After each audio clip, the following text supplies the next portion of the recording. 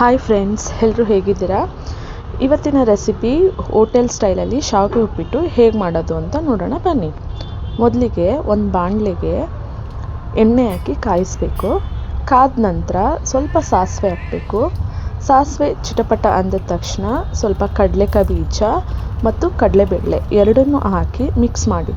ಸ್ವಲ್ಪ ಬ್ರೌನಿಷ್ ಬಂದರೆ ತುಂಬ ಒಳ್ಳೆಯದು, ಆವಾಗ ಕ್ರಿಸ್ಪಿಯಾಗಿ ಚೆನ್ನಾಗಿ ಬರುತ್ತೆ.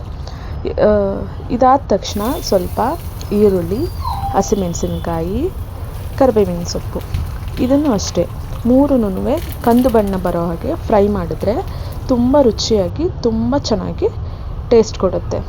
ಅದಾದಮೇಲೆ ಒಂದು ಚಿಟಿಕೆ ಅರಿಶಿನ ಹಾಕಬೇಕು. ರುಚಿಗೆ ತಕ್ಕಷ್ಟು ಉಪ್ಪನ್ನ ಹಾಕಿ ಮಿಕ್ಸ್ ಮಾಡಬೇಕು.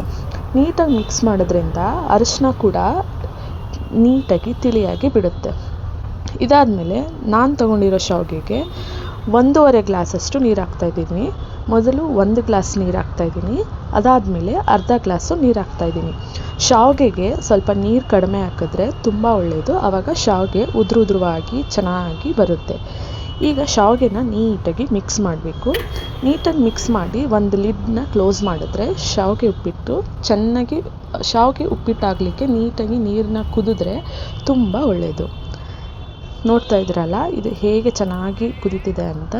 ಕುದಿದ ತಕ್ಷಣ ಸ್ವಲ್ಪ ಶಾವಿಗೆ, ನೀವು ಯಾವ ಶಾವಿಗೆನ ಯೂಸ್ ಮಾಡ್ತೀರಾ ಅದ್ರ ಮೇಲೆ ಡಿಪೆಂಡ್ ಆಗುತ್ತೆ. ನಾನು ತೊಗೊಂಡಿರೋದು ಗಣೇಶ ಶಾವಿಗೆ ಅಂತ. ಇದನ್ನು ಸ್ವಲ್ಪನೇ ಹಾಕ್ಕೊಂಡಿರೋದು ನಾನು ಕ್ವಾಂಟಿಟಿ. ನೀಟಾಗಿ ಶಾವಿಗೆನೂ ಕೂಡ ಮಿಕ್ಸ್ ಮಾಡಬೇಕು. ಅದು ನೀವು ಏನು ಮಸಾಲೆ ಹಾಕಿದ್ದೀರಾ ಆ ಮಸಾಲೆಗೆ ನೀಟಾಗಿ ಹೊಂದ್ಕೋಬೇಕು.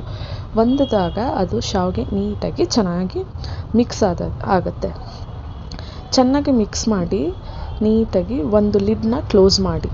ಕ್ಲೋಸ್ ಮಾಡಾದಮೇಲೆ ನೀಟಾಗಿ ಒಂದು 5-10 ಮಿನಿಟ್ಸ್ ಬಿಟ್ಟು ಲಿಡ್ನ ಕ್ಲೋಸ್ ಮಾಡಿ ತೆಗೆದ್ರೆ ಶಾವಿಗೆ ಉಪ್ಪಿಟ್ಟು ನೀಟಾಗಿ ಹದವಾಗಿ ಚೆನ್ನಾಗಿ ಉದ್ರುದ್ರವಾಗಿ ಚೆನ್ನಾಗಿ ಬೇಯುತ್ತೆ.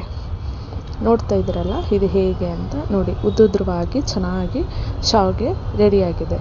ಇದ್ರ ಮೇಲೆ ಕೊತ್ತಂಬರಿ ಸೊಪ್ಪನ್ನ ಮೇಲ್ಗಡೆ ಗಾರ್ನಿಷ್ ಆಗಿ ರೆಡಿ ಮಾಡಿದ್ರೆ ಶಾವಿಗೆ ಉಪ್ಪಿಟ್ಟು ರೆಡಿ ಆಗುತ್ತೆ. Thank you. ಇನ್ನೂ ಹೆಚ್ಚಿನ ರೆಸಿಪಿಗಾಗಿ ಲೈಕ್ ಮಾಡಿ, ಶೇರ್ ಮಾಡಿ, ಕಮೆಂಟ್ ಕೂಡ ಹಾಕಿ. Thank you all.